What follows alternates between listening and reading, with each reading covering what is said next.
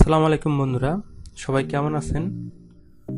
এর আগের ভিডিওগুলোতে আমি ওয়ান পেজ এসইও এই সম্পর্কে দেখিয়েছি এবং এই সম্পর্কে ব্লগে পোস্ট করা আছে।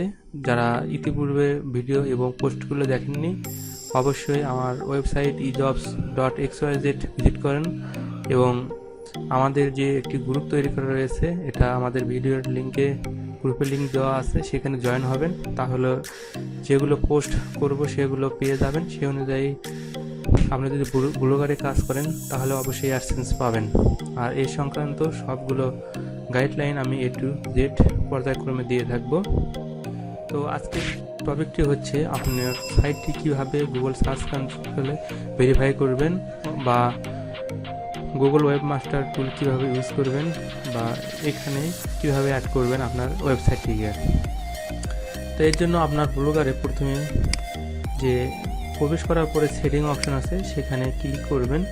এরপর এখান থেকে নিচের দিকে অপশন রয়েছে, আমি আস্তে আস্তে নিচের দিকে যাচ্ছি।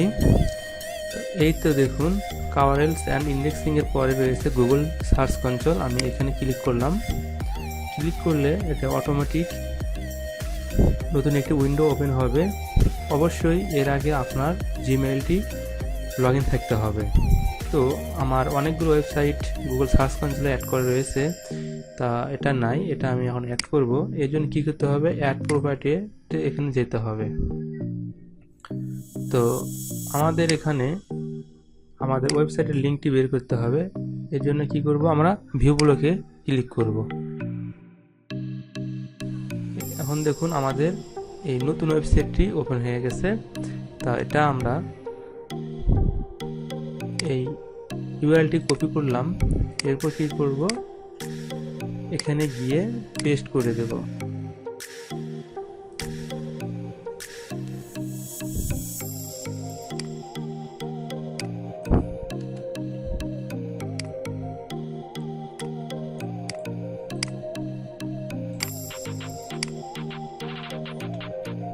হ্যালো বন্ধুরা, এখন আমরা কি করব, কন্টিনিউতে ক্লিক করে দেব।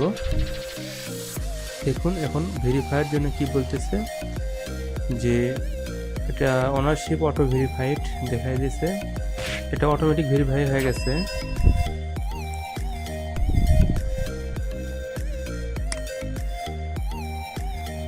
বন্ধুরা, এটার জন্য নতুন করে কোড আপনার ব্লগারে HTML এ পেস্ট করতে হয় না, এটা অটোমেটিকলি ভেরিফিকেশন এখন হয়ে যায়।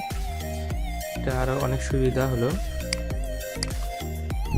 তো বন্ধুরা, এভাবে আপনাদের সাইটটিকে গুগল সার্চ কনসোলে ভেরিফাই করবেন। এর পরবর্তী পোস্ট হবে কিভাবে আপনি সাইট ম্যাপ অ্যাড করবেন, সেই ভিডিওটি পরবর্তীতে দেখিয়ে দেব। তো আজকের মতো ভালো থাকবেন, সবার প্রতি শুভকামনা রইল।